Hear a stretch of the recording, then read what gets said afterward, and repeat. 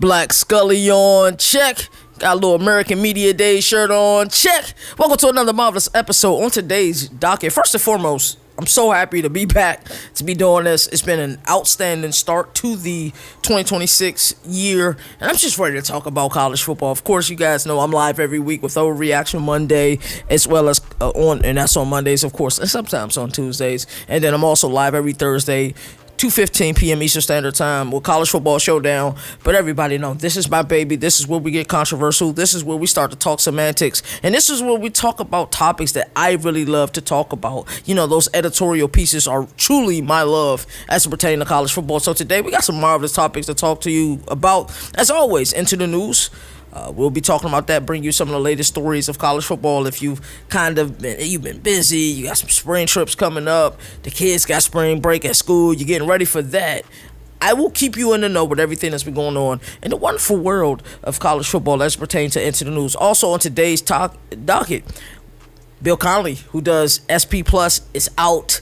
I always love SP Plus as well as Return to Production. It's funny because this may be the first year that, return of production won't mean the world to me, because so many people were kind of focused on, the transfer portal. That it doesn't mean this much, especially with the way Indiana's won a championship this past year. Shout out to my guy D Now. I see you in the chat. Salud. Can't wait to talk college football with you tonight, 8:15 p.m. Eastern Standard Time over on CFB Nation, and that's Overreaction Monday.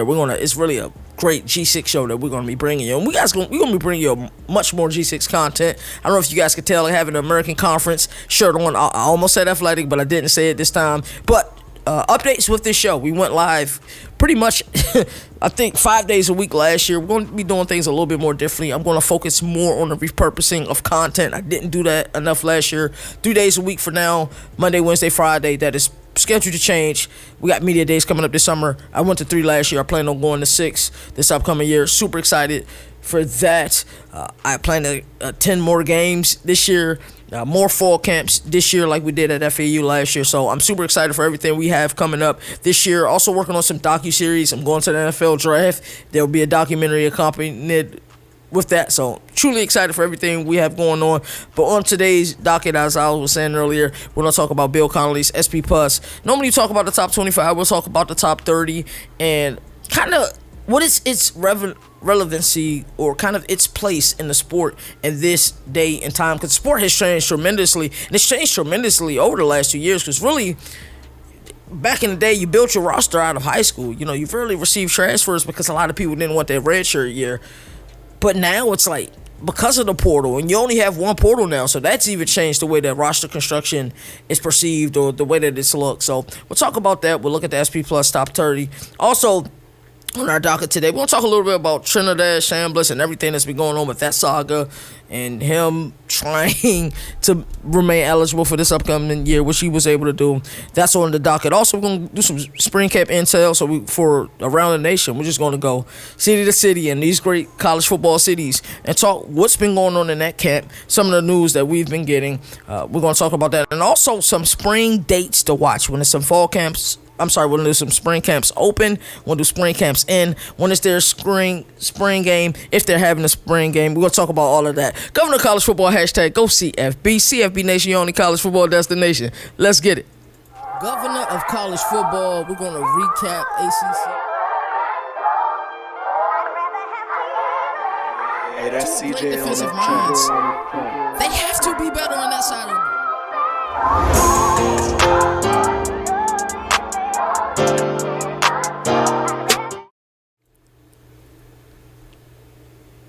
Alrighty, let's get into the news as we always do. We're going to kick this off with a Trinidad Chambliss update. It's been really interesting to monitor how this thing went.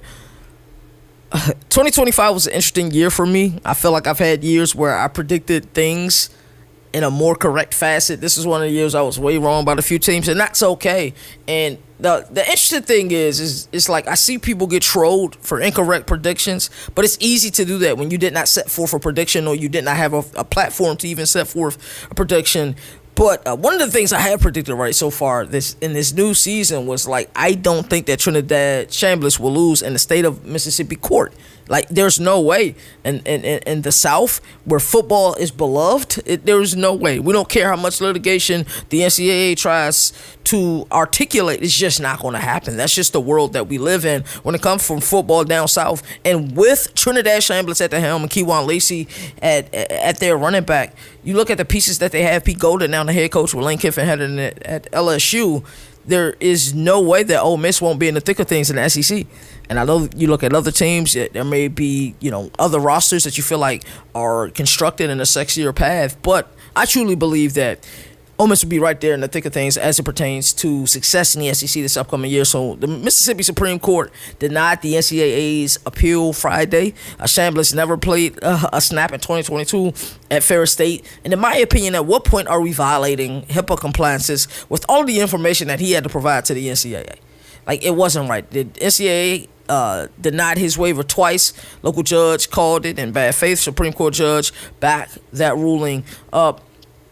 And what was most interesting to me as it pertained to Trinidad Chambliss or Joey Aguilar or Chad Morris, which we'll talk about a little bit later, to me it was like, alrighty, there are a myriad of issues that we're having in college sports right now as it pertains to semantics. Like, this fall was one of the best falls. In the fall that I'm speaking of was 2025. It's up there for top 5 seasons for me. Of course, the story 2007 will always be number 1, but it's up there. It's up there. I have a great affinity for this past season, and we've seen a myriad of upsets this past season as well, but the semantics of the sport are getting worse, and you could just feel that it is getting worse.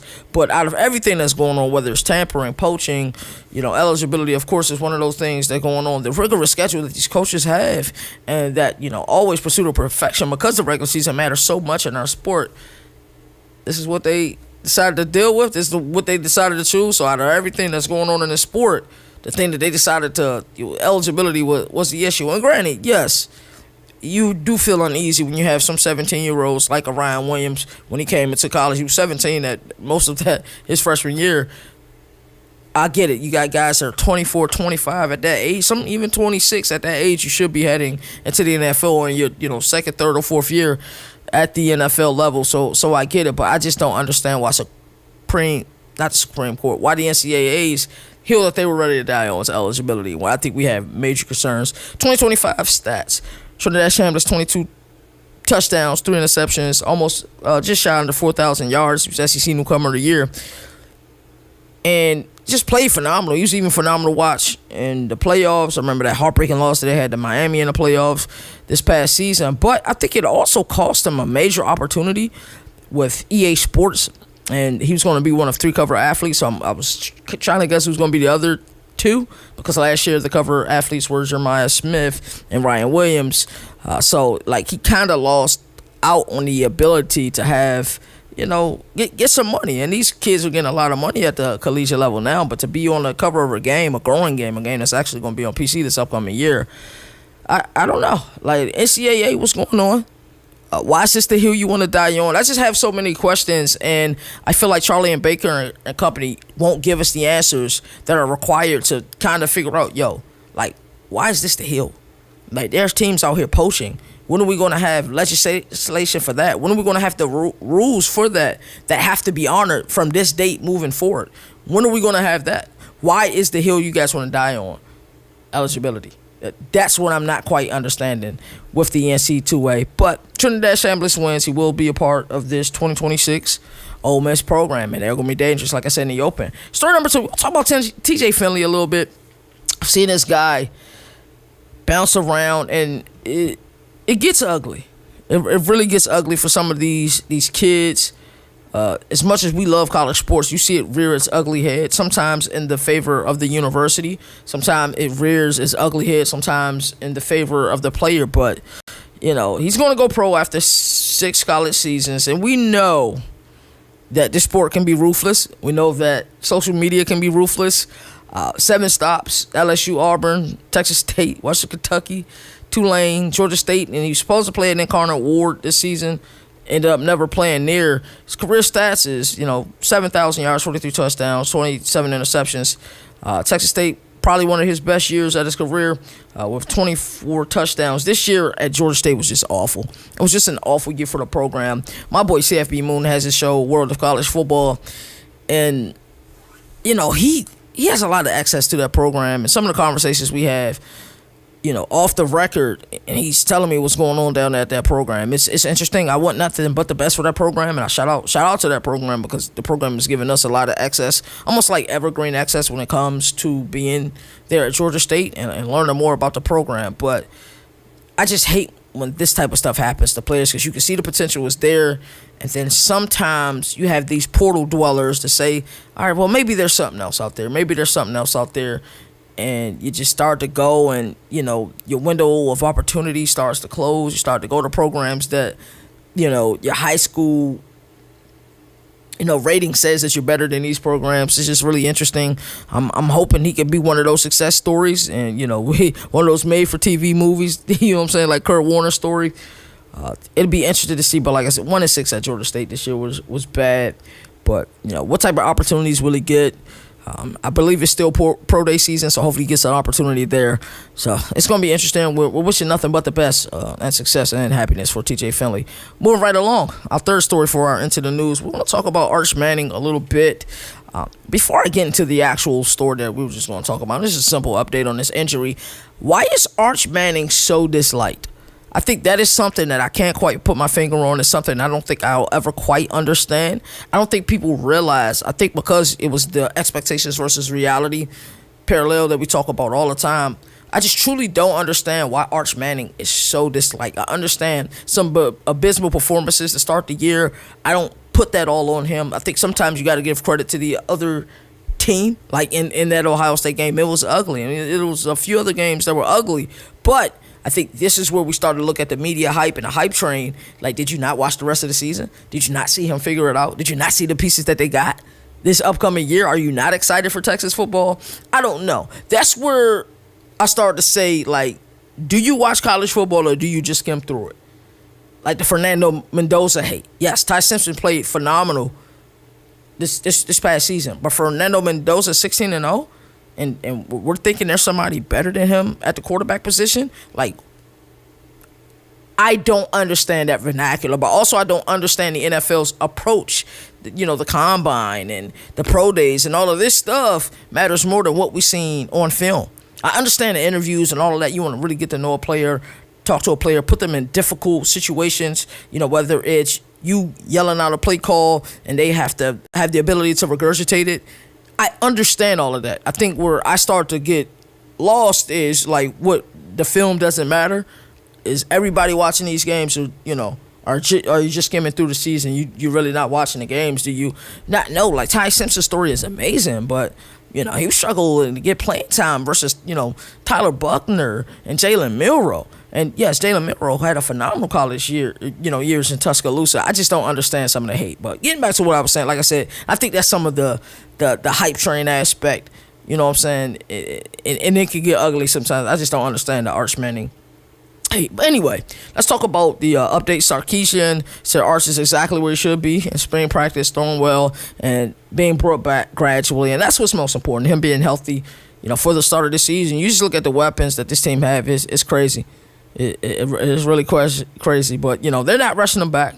And it's positive reps for the rest of that quarterback room, which I think are, those are things that you need during this time of year. We know what Arch is going to bring to the table. I just want to see him and Steve Sarkisian on more of a one accord heading into the season, and they have to be able to win that war of attrition on the line of scrimmage this year for Texas. That's going to be pivotal, and they have to have the ability to run the ball. They did that in 2024. They couldn't do that in 2025, so that'd be interesting. Ryan Wingo, Trevor Gooseby, Justice Terrell all working back to get in their modified roles as well. So who's quarterback 2 at Texas? That's kind of what we love about spring ball. We look at these positional battles. We say, well, who's going to be this player? Who's winning these offensive line battles? Who's going to be the quarterback, which is the major talk. And, most campuses don't have a bona fide number 1. But Texas has a bona fide number 1.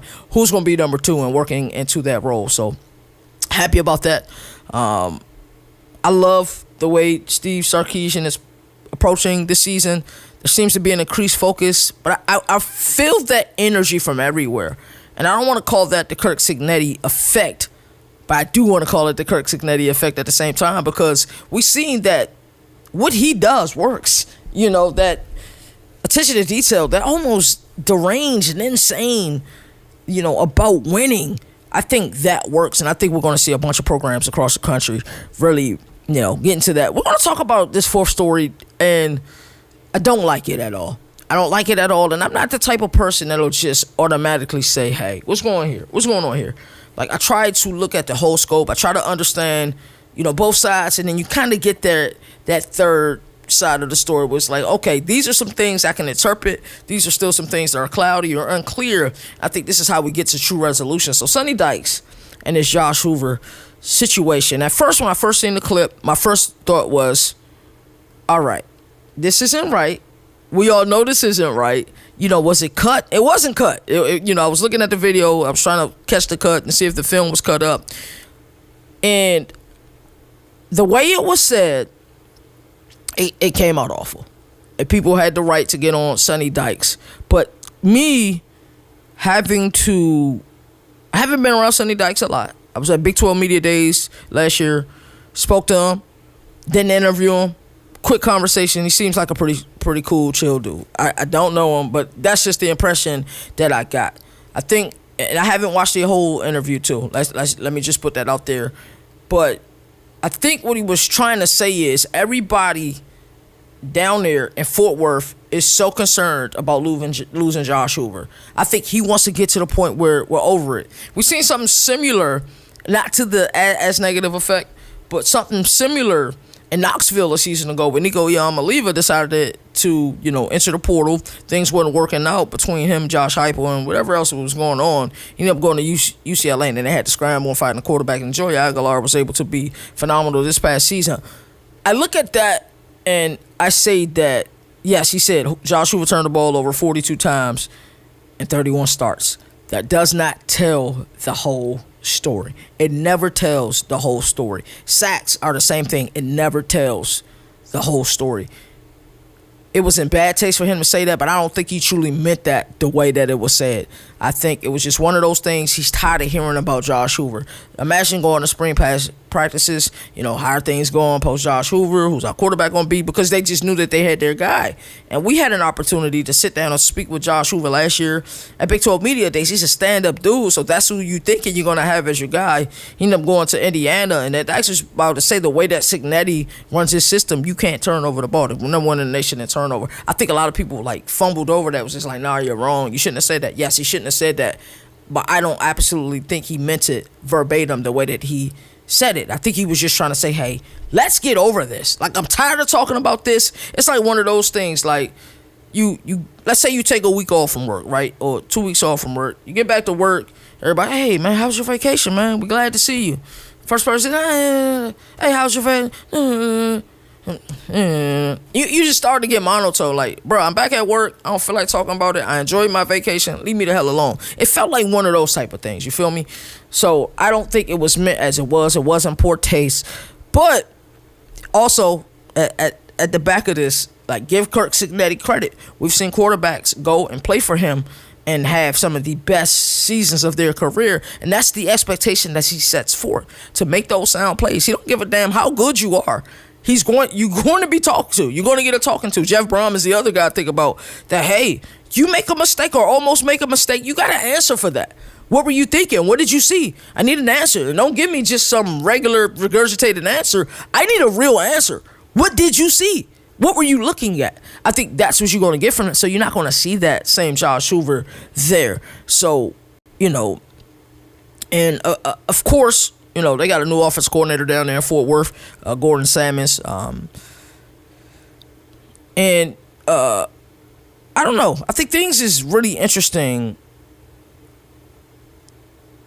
down there in Fort Worth. I just think the Sonny Dykes situation was taken completely out of proportion. Should he have said it differently? Absolutely. I think I was trying to get to what he was trying to say, but it wasn't in poor taste.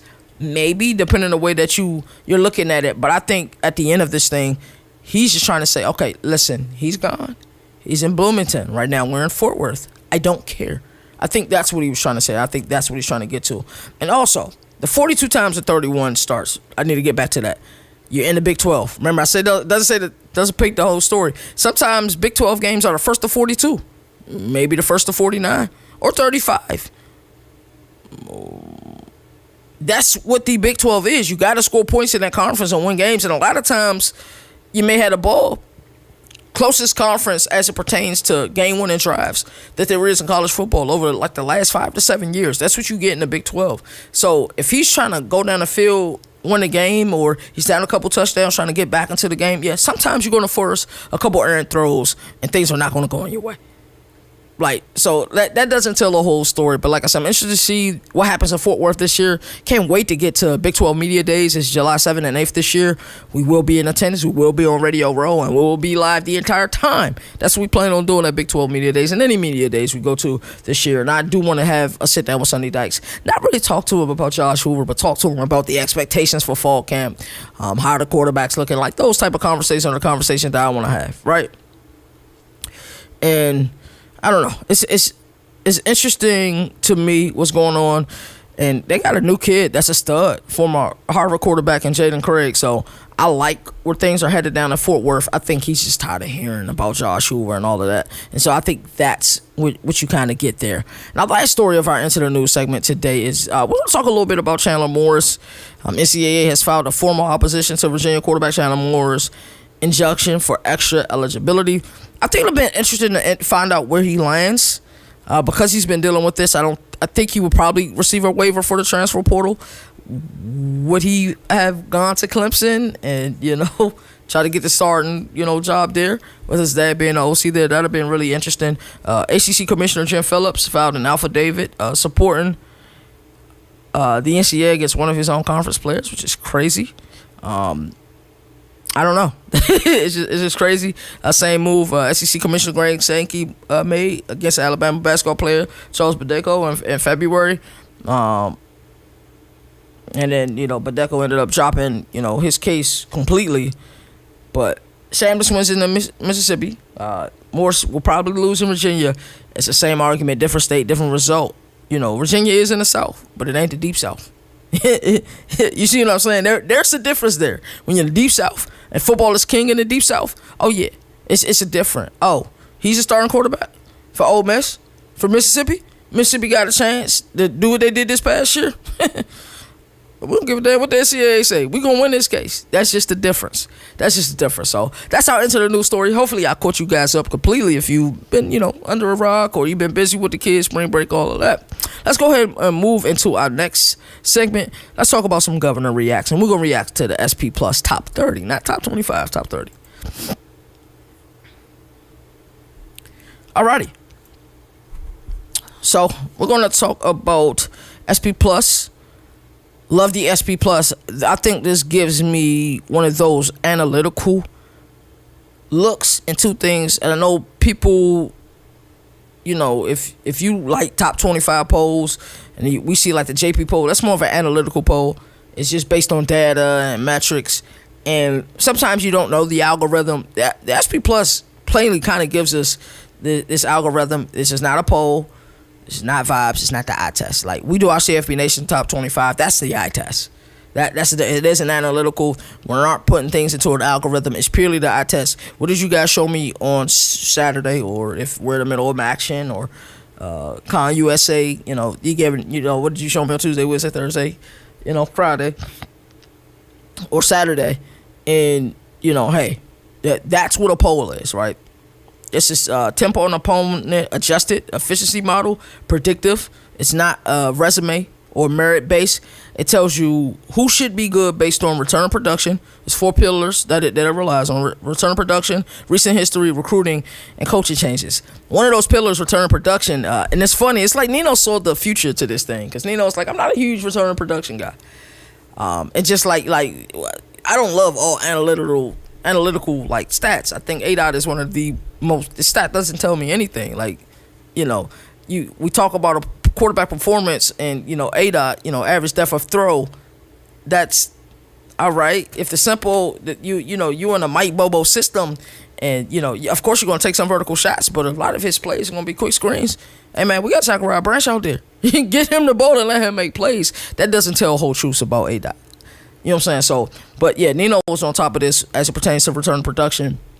He pretty much was just like, I don't think it tells the whole truth. Now, I think prior to last year, return production always gave me a good outlook on, all right, you got a lot of returning players. So those players who've entered the portal, you already have that culture built there. Now let's get these players to play in our system the way that they need to. We already kind of have an idea of how they fit into our system. Well, yeah, let's get them there. So this is what the SP plus poll is. I shouldn't say poll. This is what the SP is, and it did it for the entire FBS. But we're just going to focus on the top 30. Number 1 is Ohio State. Number 1 in defense in the country. Number 2 on offense. That combination wins a lot of championships. It shouldn't be any argument here. Ohio State, year out, year in, they're going to be in there. Now, here's the thing: when you start to win, like the way that team has won in Columbus for so many years, and the success that they have had, you know, your fan base, your boosters, your donors, like, hey, we've given you the money, we've given you every opportunity to win. Why aren't we winning? So I think that critique is very high. But Ohio State, year in, year out, will always be one of those teams that are there. They really will be. Oregon's right there, number 2. They're number 1 in offense the entire country. New coordinators on both sides. If they hold together, that'll be the interesting thing. We know that Tosh Lupoi, now the head coach at Cal. Will Stein, now the head coach at Kentucky. What do things look like there? And I think if you are an elite coach, you have the ability to move through coordinators. Hey, promote within. If we got to pull a piece here and there, we'll do that. But your job should be to, hey, we want to win national championships. Of course, that's at the forefront of everything we do.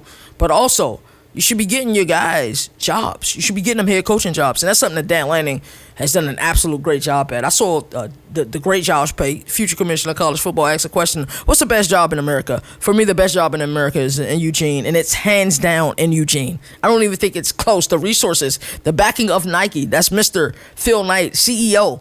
Yeah, that backing, the fact that players want to play there, the investments in the football program, the investments in the jersey and a uniform. How many uniforms do they have in Oregon? Yes, SP plus number 2 team is Oregon. Notre Dame is at 3.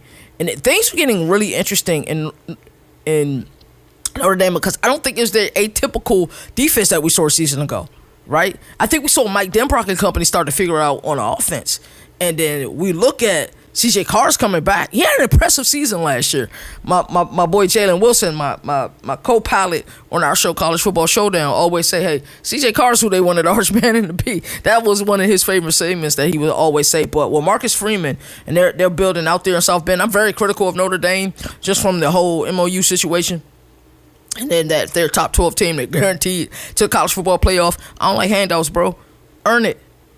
I don't like handouts. The place I'm from, you had to earn everything. Nothing was handed to you. You had to go get it. And the go-getters survive. And they kind of won the game of life in a neighborhood a lot of people don't win the game of life in.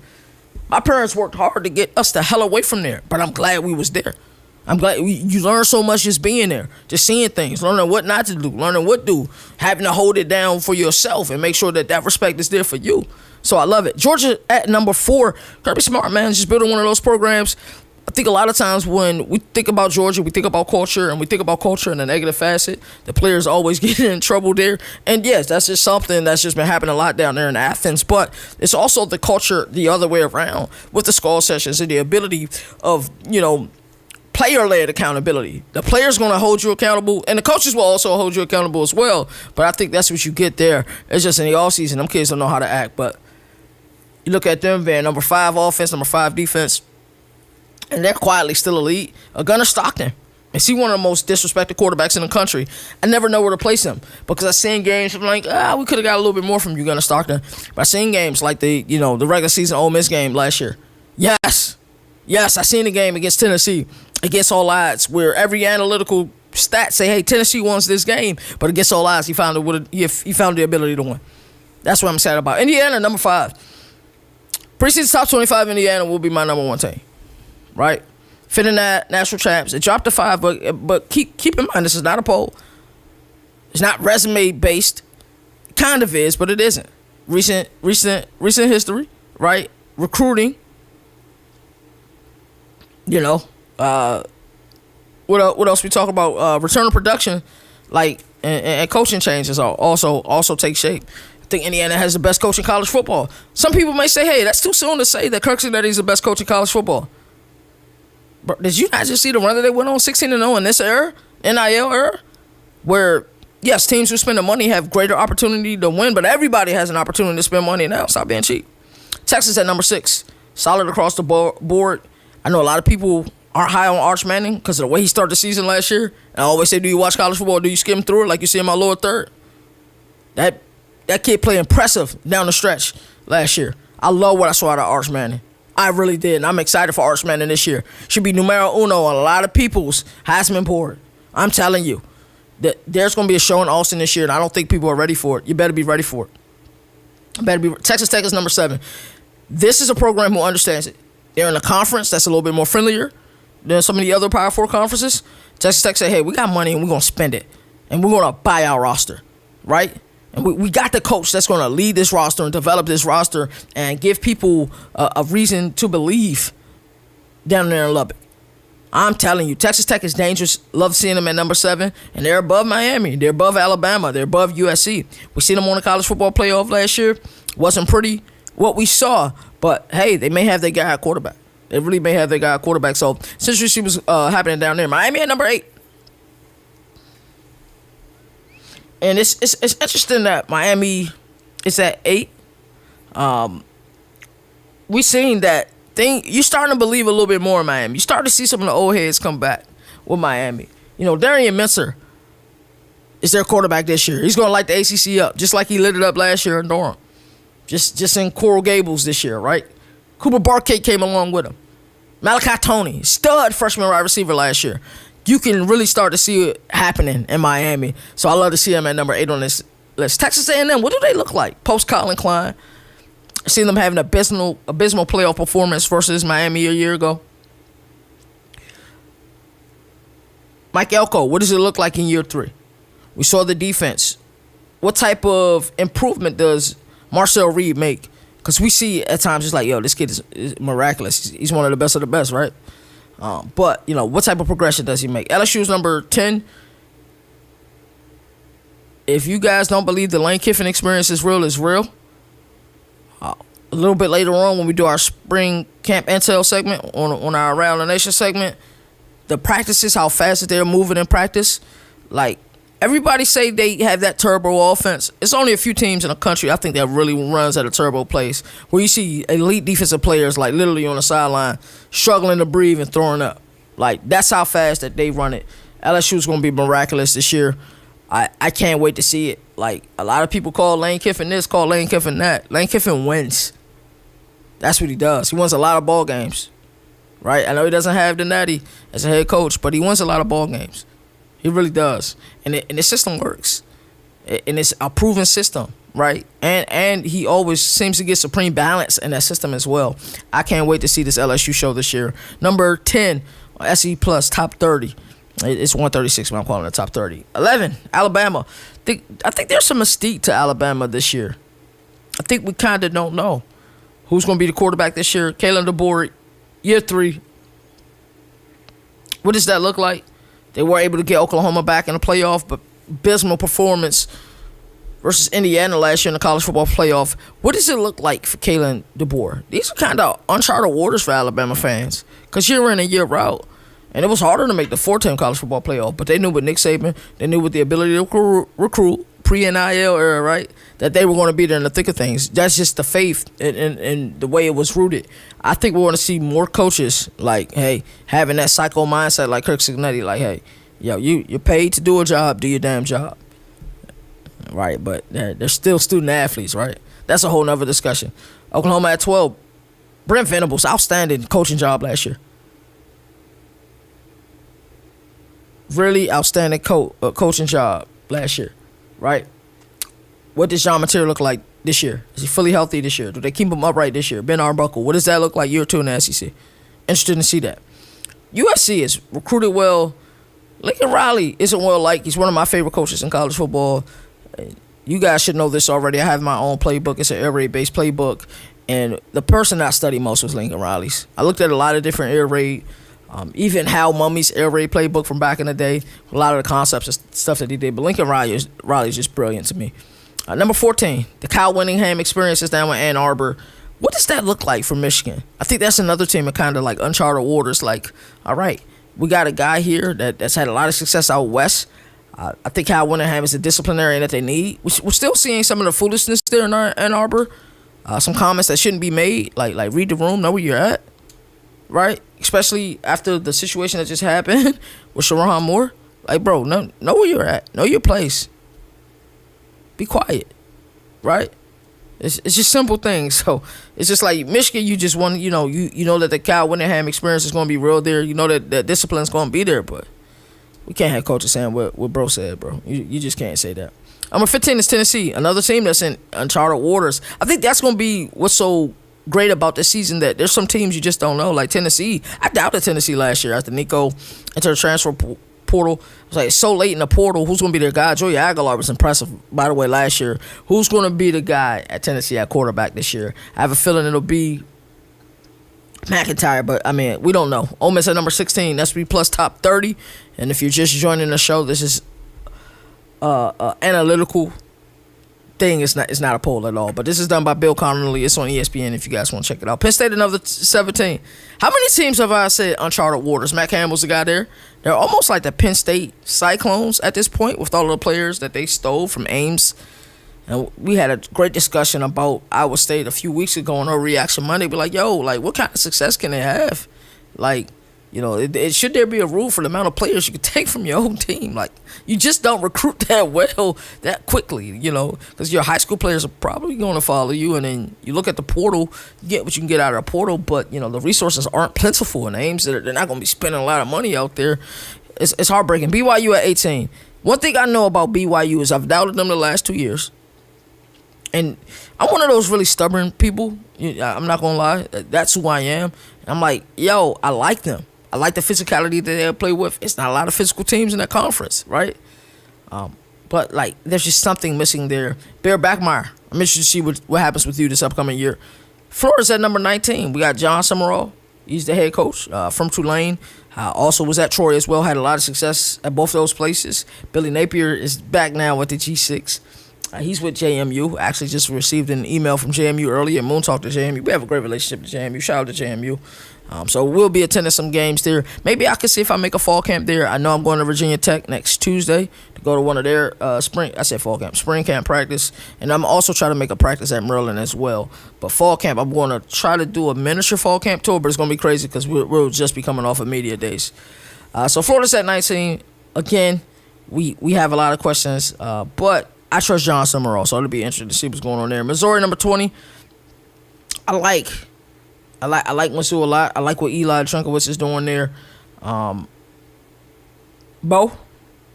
Perbula is gone now. He's now at UVA, and I think he's going to light the ACC up this year. Oh, by the way, just interested to see what it looks like in Columbia MO this upcoming season. We got Washington, number 21. Love what Jed Fish is doing. I wasn't sure if they was going to be able to retain Jed Fish. I got to see Washington in person last year when they played Maryland in College Park. And Jed Fish has a great stronghold over this program. I think he's involved in everything. Offense, defense, special teams. He wants a hand in it all. And just a stand-up dude. Like I said, didn't have a conversation with him or anything. I just saw somebody who was a former, I think, GM or something at Carolina. And then me and that gentleman had a conversation for a while. He's like, "Are you a scout?" I was like, "No." Introduced myself. Told him who I was. On the platform I represent, and just I don't know. You just get a good feeling about Jed Fish. I don't know. So Washington, can they make the move that they need to make? Because I always feel like that second tier, as pertain to the elites of the Big Ten, can they step into tier one? They have the fan base to do it. They have the boosters. I think they have the support. I think they have the resources. Can they step into that tier, that next tier? That's what I'm interested to see, to be completely transparent.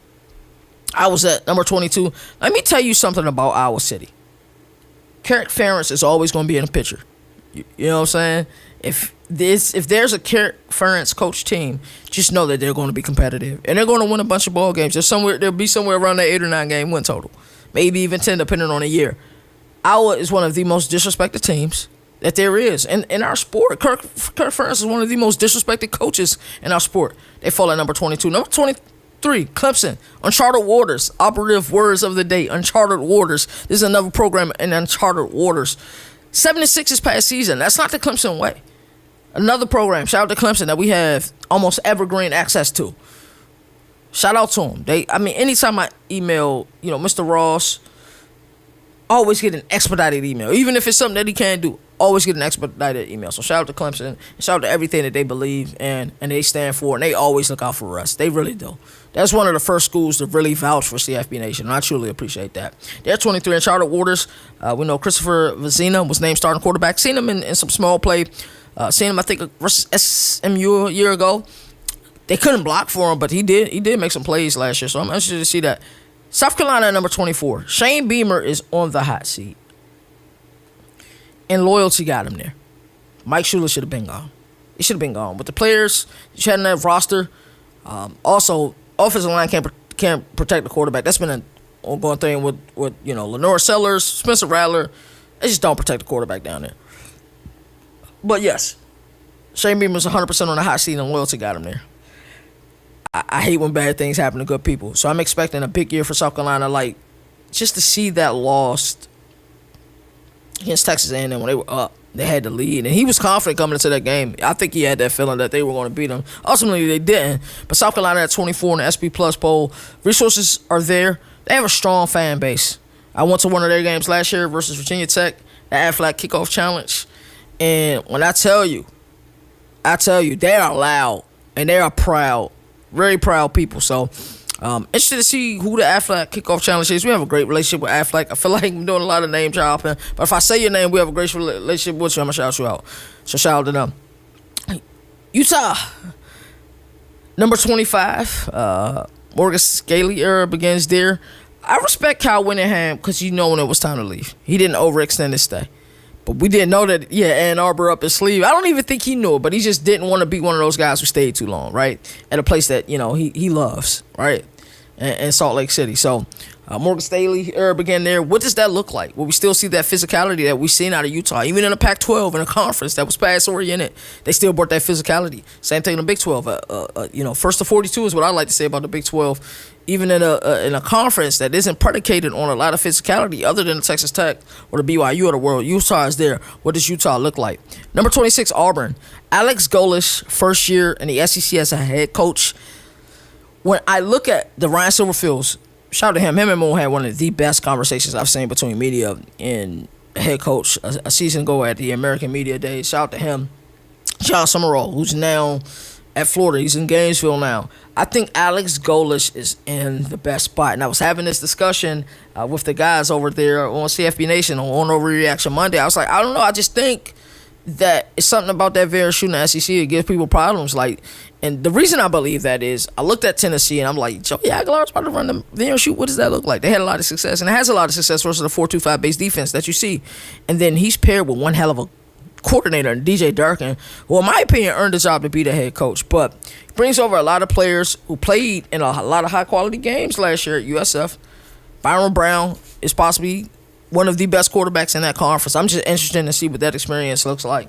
And he's going to have a 1-2 punch at running back. Bryson Washington, somebody I'm huge on. When he was at Baylor, he's now there in Auburn. I'm telling you, Auburn's going to be legit. Louisville at 27. Schemes matter. My apologies. And I always say that schemes matter. And then people I think when I look at media, you got some people that are predicated on, they just like talking about the teams and like giving you information. They have amazing takes and well thought out takes. You got people that are like the players, they're the Jimmys and the Joes, right? And I have some people on my team bro, I'm telling you, Nino, Boomer, D-Now, Moon can go bar for bar with anybody when it comes to naming players, bro. Because these dudes are just, I'm telling you, rabbit out of hat. If we had just name a random player challenge, right? I think Nino could name some crazy players from back in the day. I'm like that too. But I think my wheelhouse is more in schemes. I like to pay attention to the schemes and how the schemes match up. More like in a nerdy way, right? Like air raid, bro. I talk about the air raid all day because I love the air raid. And I'm going to study the Van Shoot too before the season starts. And I'm going to study the 4-2-5. Secretly, I started studying the 4-2-5 last year, but I'm going to know about it this year. So that's always been my angle. I'm going to talk about it in a way that's kind of different, in a way that's kind of unfiltered. But I also Like to get in that film room too. I dabble with it this year. I'm going to do last year. I'm going to do a lot more of that this year. Louisville is just one of those teams I love. Jeff Brom, one of my favorite coaches in the ACC. To retain Isaac Brown the way that they did, that was amazing. I'm glad to see him back in Louisville, and he coaches hard, right? He really does. So I'm interested to see what happens there in Louisville. SMU's number 28, Rhett Lashley. We seen his success year 1. Year 2, we see some setbacks, but they also lost some games they had no business losing. I want to see what that experience looks like in Dallas this upcoming year. Kevin Jennings, your quarterback, last year there. I want to see what SMU looks like this year. Kansas State, number 29, Colin Klein is down the guy there. Chris Kleiman is out, right? Former Kansas State legend. That makes it difficult. Jeff Brom had that conversation with us. ACC Media Days 2023, I was. He said, hey, I'm home. These people don't sugarcoat nothing with me. I'm home. Colin Klein, how does he feel? I want to talk with him at Big 12 Media Days, right? When you're home, people going to keep it real with you. They ain't going to sugarcoat nothing. And I think that's why Jeff Brom, when he goes out there for Louisville, he attacks it that way. Hey, these people going to hold me accountable. I'm going to hold my players accountable. I think we're going to get that from Colin Klein as well. Coming at number 30, Arizona. Brent Brennan got some brewing there. Noah Fafita. One of the things I was right about a season ago. I had that comeback year, right? Because you saw it in 2023. We saw the flashes last year in the Pac-12. First year in the Big 12 was going on here. But, scheme change, head coach change. A lot of things happened. Watch out for Arizona. There were some games they could have won last year. And they had this swag at Big 12 Media Days, by the way. I want to see if they had that same swag or if it's even turned up a notch, right? So that's our AP Plus Top 30. Now we're going to get into Around the Nation. We're going to do some spring camp intel and updates. Let's talk about it. Alrighty, so let's talk about some of this spring camp intel, some of the things that I've been seeing. We're going to go around the nation. We're going to also do this tonight. Probably more of a G6-ish. You're going to see CFB Nation as a whole, also governing college football. We're going to talk about G6 a lot more. That's why it was intentional me wearing this American shirt that I got from American Media Days last year. Let's start with Alabama, and this is one of the best battles across the nation when we look at, spring camp intel. Who's going to be the starting quarterback? Between Keelan Russell and Austin Mack. I think they're two guys with different skill sets. They both bring different abilities in a quarterback-friendly system that, Coach Ryan Grubb offers. Who's going to be the starting quarterback? I'm sure in Tuscaloosa. That's the thing. Who looking like this, right? Day one, who looking like this, right? They 7 practices in. They got 1 scrimmage done. No starter has been named. I think the board's going to keep that tight to vest. I've always preferred, this is just what I prefer, that the coaches name a guy that's ahead at the end of spring camp. And we saw Shane Beamer do that in 2024. He let everybody know, hey, Lenore Stellis is a starter. Because they also had the kid that played for Wake Forest as well. His name forgot my mind. He's so athletic. He had a great year with Wake Forest this year as well. I'll get mad because I'll get to another segment. It'll pop into my mind. But yeah, he named immediately. Hey, right now heading into fall camp, Lenore Sellers is our starting quarterback. I prefer when programs do that. So I think this is the one that a lot of people are going to be paying attention to because it offers, I think, different type of play calling. It'll be similar in their approach because, of course, their system is their system. But I think it'll just be a different approach in who's who, right? The board said he loves their aggressiveness. I said that neither one of them are gun-shy. I think that's important. I heard Ryan Williams is looking like himself again. I'm excited to hear that. Ryan Grubb says Mac has a system advantage 3 years in, but called Russell extremely intelligent and says that it's pretty even. So I don't know. Maybe other people that are down there in Tuscaloosa has a better read than I get. Right now, I hear it's pretty even, and I know that Alabama isn't going to name a starter in 2 fall camp. They're not going to even tell us who's ahead on the depth chart. But I prefer when coaches say that. You know what I'm saying? Who's ahead heading into fall camp. But it's their prerogative if they don't, right? I think their A-Day is April 11th, so we're about 11 or 12 days out from that. And I think that Alabama still has the traditional spring game. There's a lot of teams that just moved away from that, and they kind of do what Georgia Tech does. I think even though Georgia Tech still has a spring game, but it's called like First Saturday on the Flats, where the players are out there, they're talking to friends, families, boosters.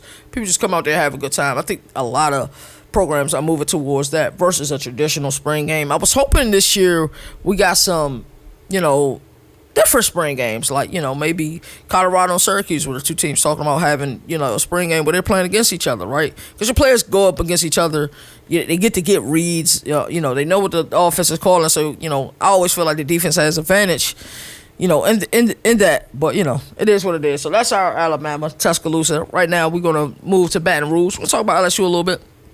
Lane Kiffin opened up spring camp, and the energy shift was immediate, bro. 4 to 5 plays per minute. Right? I've been down to a school in Boca Raton, in Paradise. And we were at FAU spring camp. Zach Kittley runs a really fast practice. It's fast tempo, and that sun is hot. It's hot down there, bro. It's really hot down there.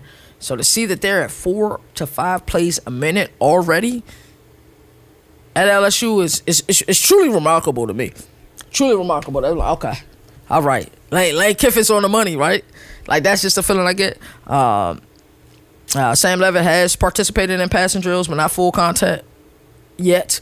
I'm interested to see what's that relationship like with Lane Kiffin. Because Lane Kiffin is the type of coach, he can joke around with you. I feel like he's cool. He knows what's going on. He's hip. I feel like his daughters keep him hip. But at the same time, like, he going to bust your chops if he has to, right? He just will, right? So Longstreet took a lot of the first team reps. And I've been hearing a lot of comparisons with him. Sam Levitt should win the job. I'm just interested to see what it looks like. Landon Clark has also impressed media with his zip and accuracy. That's really, really good to hear. At that pace that they practice at, if your defense isn't ready for the season, if your offense isn't ready for the season, they play at such a fast pace. I think it's just truly interesting to how does Lane Kiffin do it. This is how he do it. 4 to 5 plays a minute is crazy. It's only 60 seconds a minute, bro. You going that fast? Get to the line of scrimmage. Like, that's crazy. That's crazy. Whit Weeks been brought back gradually from a lower leg injury. And we saw him a season ago against Ole Miss. He was the player that I was referencing that actually was throwing up, when they was playing against Ole Miss because of that tempo. Their turbo is different from everybody else's turbo, right? Kiffin on day one, I do not understand the responsibility I have at LSU and the people of Louisiana. That's hilarious, man. LSU opens up September 12th against Ohio State. That's crazy. That is a crazy game. I actually believe that's against Clemson. I think I misspoke. And my apologies. That's against Clemson. I don't know why I put the wrong school in my notes. But all right, Notre Dame. Let's head to South Bend and talk about them a little bit. Leave no doubt. It's kind of been their motto after being expelled for the 2025 playoff. Mike Denbrock, CJ Carr locked in. Extremely excited to see what this offense looks like, because I think the first year you kind of seen Mike Denbrock take on the identity of the program.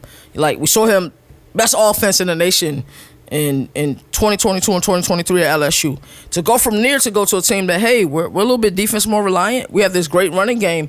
Let's just use this running game and see what this kid, Riley Leonard has, right, at quarterback. And then you see them open up the offense a little bit. Year 3 for Mike Denbrock and this team, I think it's going to be crazy. I think Notre Dame, like I said, I'm very critical of them, but I think they're going to be pretty impressive this upcoming year, and I'm excited for them.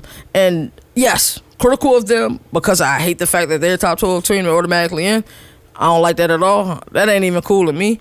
But I don't know. It's interesting. Ohio State transfer wide receiver Mylan Graham. He's been running with the first team at slot. Love to hear that. I hear Jaden Grayhouse has tweaked his hamstring, but he participated in drill, set out, and work. Systematic concern, tight end rotation. We're seeing a lot of different things going on at tight end for them. Jerome Bettis Jr. is getting noticed by multiple media members, so that are in attendance. That's pretty good. Injury note: offensive lineman Jaguars, I think that's how you pronounce this game, had his 5th arm surgery. That is heartbreaking. And then Notre Dame's blue and gold spring game is April 25th. So the expectations this upcoming year for Notre Dame is through the roof. They opted out of the bowl game. I think they are taking on that Tupac mantra, "It's me against the world." And to me, that's the way it needs to be for all programs. It's us versus everybody else. We don't care what's on our schedule. We're ready to go. Like, I think that's the way that it needs to be moving forward for them. And yes, I do hate, you know, that they're top 12 to get an automatic bid. But yeah, that's just what it is. And like I said, their Blue Gold Spring game, April 25th. So they about a little less than a month out from there. Let's head to Clemson, South Carolina. 7-6 season a year ago. I talked about that in the open. The playoff expectations there every year. He actually predicted that they would be the first 16-0 team this past season. I think that's what made things question. Christopher Vizina has been announced. As a starting quarterback. What are the expectations of replacing a guy like Cade Klubnik, who was very successful there, right? Chad Morris is the new offensive coordinator. It's weird. We've seen kind of Brandon Streeter and Garrett Riley, in my opinion, this is in my humble opinion, they kind of, I don't know, like they were scapegoated in my opinion. We saw Brandon Streeter after one tough year. He was released as offensive coordinator, and so Garrett Riley after a struggling year where I think they just struggled across the board. He was kind of scapegoated. So let's see what Chad Morris has to bring this upcoming year. Like that's what I want to see. Kind of can't wait to see it. But yeah, a story will be told, right? So only 3 starters returning on defense. That's crazy. Under Tom Allen. Tom Allen was his first year last year as defense coordinator, but you build through the portal. That's the way rosters are built. And Clemson actually used the portal a lot more than they have ever. They continue to build their team out of high school, but building through the portal is something that's new to them. I don't think Dabo quite likes building through the portal. He wants to build through high school, but I think because kind of by nature you have to use the transfer portal more than ever now, I think. And their orange and white spring game is April 5th. I got to check with Moon and see if he's going there. But it'll be interesting to see what they look like. Number 23 on SP Plus. I think we're kind of all saying, all right, Clemson's in uncharted waters, how they will respond. Kyle Whittingham. One of the first things I think that was most interesting about Kyle Whittingham going to Ann Arbor, one, it was completely unpredicted, unexpected. I'm not gonna lie. It really was. But like, will they just get back to disciplinary things? That's what I'm expecting with Kyle Whittingham being a new coach in Ann Arbor. That's truly what I'm expecting. Like, all right, we saw things get out of control with Sharon Moore. Part of that was on the program. Part of that was on the AD as well, right? It truly was. Like, he should have been made a move. I think he was saying that they will make the playoff and make a playoff run, but they didn't. It is what it is. Also, last year, we saw that, and we began to learn that Bryce Underwood did not have a quarterback coach, which is really weird. He has one now. So it's interesting to see how that plays, how he develops, and how much trust he will be given. Because I think what we've seen Michigan recently is that they kind of just rely on physicality and running the ball and playing stout defense. Bryce Underwood is one of the best talents in the nation. Give him the opportunity to make plays day in and day out. And Colorado, we're going to Boulder, Colorado. That's up next. Coach Prime, a company really struggled in 2025. There seems to be an increased discipline, actions type there. Brendan Marion, one of the godfathers or the godfather of the go-go offense. You see it with him. He's the newly named offensive coordinator there. Transfers that they got in. They got some marquee transfers there. Blue Carter was one of them. And the time is ticking for Blue Carter. Like, had some issues, off the field issues at Tennessee. And, they want the most out of Blue Carter there. And they're demanding the most. So you kind of see it across the nation where teams are just turning up the temperature. Like, hey, we're here to win ball games. Like, and I think Deion's going to feel it. Is he on a hot seat? I'm not sure. I'm really not sure because he brings that program a lot of revenue. But at some point, enough is enough, right? And their corners coach, Kevin Mathis, warned Carter directly, raw talent alone won't cut it in Boulder. I like to see that. That attention to detail and holding players accountable, and that player-led accountability is so important. It's super important. It really is. And that's what I'm interested to see there in Colorado. Nebraska, what did we look like there? What does it look like in Lincoln, right? You got Anthony Kalanger, outstanding year last year at UNLV. You kind of saw shades here and there when he was in Charlottesville at UVA versus TJ Lateef. I think Chandler will be the starting quarterback there, after the Dylan Raiola departure, who's now in Oregon. And I got something to say about that a little bit soon, too. You guys will see that. New defense coordinator there, right? Front back room, who's going to be the starting guy there? There's a lot of questions in Lincoln. There's really a lot of questions, so I'm interested to see there. We're going to talk about them tonight on Overreaction Monday, so I'm not going to spend too much time in Lincoln, just kind of giving you guys an update.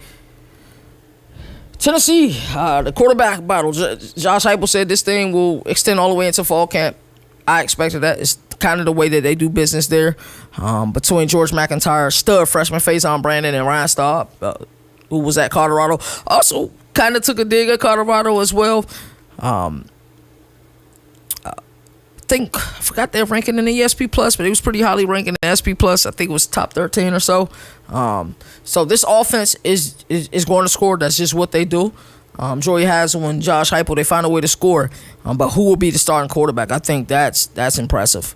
So we'll have to figure it out. So that was just our spring camp intel. We just going around the nation, just looking at various spring camps because we just so excited about college football around here. Alrighty, let's move along.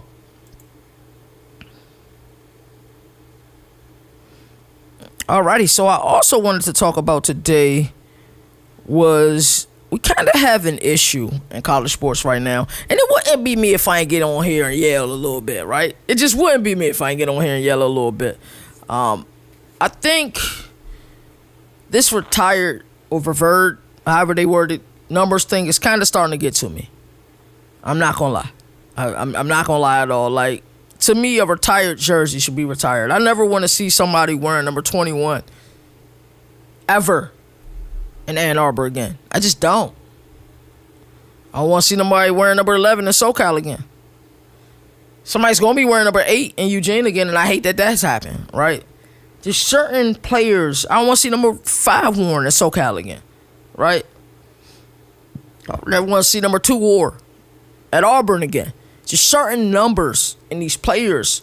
And to me, college football has more of a folklore to it than the NFL, in my opinion. Like, you think about Brian Bosworth. Didn't work out in the NFL, but you think about the lore, the impact that he had, right, in Norman, Oklahoma, doing those mid-80 teams, right? Like, it's just certain things that happen in this sport that don't really happen in a lot of other sports. And it's something you don't see at the NFL level, but you see it here, right?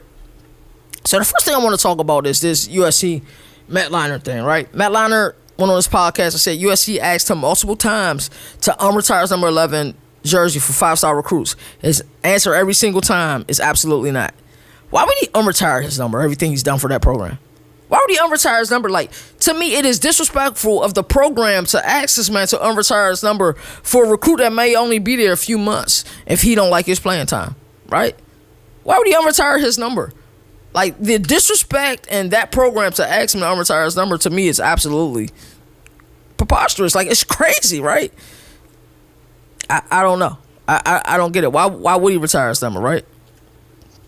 And this number hangs in the Los Angeles Memorial Coliseum along with Carson Palmer, Reggie Bush, O.J. Simpson, Marcus Allen. Got a bunch of players whose number is just in the rafters, right? One of the most storied programs, in college football history. You can't tell the story of college football without including USC and one of their greatest quarterbacks ever, Matt Leinart. You asking this kid to unretire his number.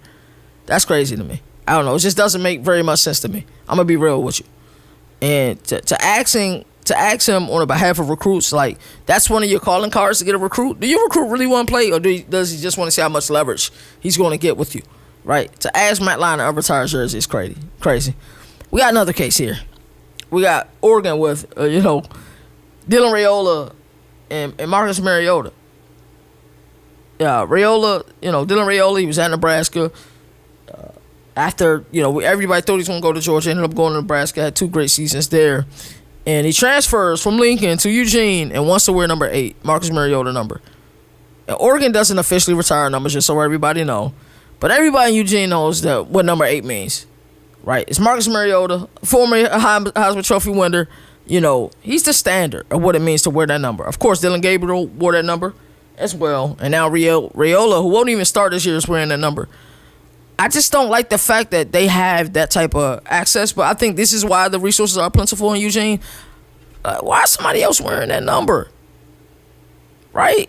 Like, we're talking about Marcus Mariota. And I know he didn't end up being what we thought he was going to. We saw flashes, but he didn't end up being what we thought he was going to be in the NFL. But that is Marcus Mariota. Nobody should ever wear that number again. I just don't get it. I don't understand why we are having these discussions, right? Like, bruh, Marcus Mariota. Matt Leinart, why are we asking people to unretire jerseys, or if Oregon don't technically retire jerseys, why are we asking people to unretire them? I don't get that. You wouldn't see this in the NFL. You just wouldn't. 34 would never be worn in Buffalo again. 12 will never be worn in Buffalo again.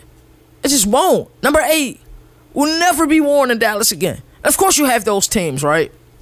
Like the Cowboys. Number 88 is passed on to the next great receiver. I get that. That's cool. LSU, we know they got the thing with the number 7, right? And the number 18. That's cool. That's different. But if you created your number, create your own, right? Create your own. Like the audacity to ask Lauren Taylor, could he wear number 56? Come on. This is crazy. Like, we're talking crazy. Why are we asking greats for their number? Create your own number, dog. Create your own number. Which I think number 23 gonna ever be worn in Chicago again? Number 1 gonna be ever born in Chicago again? Create your own number. When I see 21 in Ann Arbor, it's Desmond Howard. When I see 5 in SoCal, it's Reggie Bush. When I see 11 in SoCal, it's Matt Leinart. It's just, it is what it is. This is what it is. Like, I don't know. Like, certain players, what they've done for the sport, their number should never be worn. Because when I see it, I'm like, yo, that's wrong. And I know in college, you got, 105 players, upwards to 120 players. I get it. It's only 1 through 99. Hey, bro, offensive, defense, you can wear the same number, bro. Like at Tuscaloosa, we shouldn't see number 6 on for what Devontae Smith was able to do as a wide receiver. I'm just saying. Like, certain numbers just shouldn't be worn. They really shouldn't be worn. Like, I don't know why this is cool. I don't know why these colleges think it's cool. I don't know why these recruits think it's cool. You want to wear number 11, go to a university that allows you to wear number 11. Don't ask Matt Leinart to wear his, because he's going to tell you no. And guess what? I agree with my guy, Matt Leinart. That's our governor ruling. So, Alexa segment, I kind of wanted to give you like some governor insights. You got some updated information. Something similar to what we do with Into the News, but it's just a little different. Alabama's A-Day is April 11th. Right? And then I guess we'll find who will be the starting quarterback. Won't find it out then. It'll be late in fall camp. Hopefully not too late in fall camp. Georgia's April 18th. These are some of the spring dates to watch. Tennessee's is April 11th as well. Texas is April 18th. LSU April 24th. And actually, I don't know if he's going to do a spring game because he didn't do one in Oxford. Ole Miss is April 19th. I doubt Pete Golden end up doing one. Auburn, April 18th. Arkansas is April 25th. Ryan Silverfield's debut, right? New coach, new staff, new players. Let's see what it looks like. Because Arkansas said that, they didn't give the previous staff the resources that it needed to take the win. All right, let's see if you give Ryan Silverfield, the guy who we adore, the opportunity there. Ohio State, number 1 SB+. Date to watch for them is April 18th, right? Spring game is always a showcase. We seen Lincoln Kyle, who is now the quarterback at Louisville. We seen them light it up last year there. Oregon is April 25th. Dante Moore's Mac, with Dylan Raiola wearing number 8, when he make his debut there, right? Indiana, defending national champs. We want to see what that Hoover to Marsh. We want to see what that's looking like, right? Penn State, it's April 25th. Matt Campbell first spring game. We got the Penn State Cyclones. There we go. We there. Michigan, April 18th. Kyle Whittingham. What does that look like at Ann Arbor? Right. You get a glimpse. Of course, it's very vanilla, but you get a glimpse. Michigan State, April 18th. Pat Fitzgerald, man. I can't wait to see what that's like, man. Like, the requiem for Pat Fitzgerald. He was done wrong by the media, by everybody in those surrounding areas. At Northwestern, nobody knew what him and his family had to deal with. You just don't know. You just don't know. Nebraska, March 28th. They're already done with their camp. Some teams start really early. Iowa, April 25th. Clemson's already done with theirs. Theirs was March 28th. Vicina is definitely the new starting quarterback. Virginia Tech is April 18th. I'm going to try to make it there. I'm also going to the draft 23rd, 24th. We got a trip to Charlotte the 9th through the 12th. And I'm going to Virginia Tech spring camp practice on the 7th. So I'm going to try to make their spring game as well. Virginia is April 18th. I I wouldn't be able to double dip because I'm sure the time's going to be similar times. So it would be nice if I was able to do that, but they're just too far away from each other. Miami's is April 18th. Let's see what that looks like. Louisville is April 17th. Florida State is to be determined. Big 12 days to watch. We got Texas Tech, April 17th. I think they are the overwhelming favorite to win the Big 12 this year. BYU's is coming up this week. Kansas State is April 25th. Colorado, April 11th. Oklahoma State, April 18th. What does Eric Morrison Company look like with their quarterback, Drew Messamaker? Kansas is April 17th. Kansas got some dogs. I'm interested to see what they look like. Notre Dame Blue Go game. I told you guys earlier that was April 25th. So just want to give you some insights, some dates to watch. Also, we will be live, I think, moving forward. I'm not sure if I told you guys the new schedule, but the new schedule is Mondays, Wednesdays, Fridays, 6 p.m., and we'll turn it up and probably go to a fourth episode at some time. As I always like to say, there are no more victories in the sport that survive in advance. That's why college football has the greatest regular season. Until next time, you all take care. I'll see you all next time. Governor of college football, we're going to recap ACC. Hey, that's CJ defensive minds. They have to be better on that side of the ball.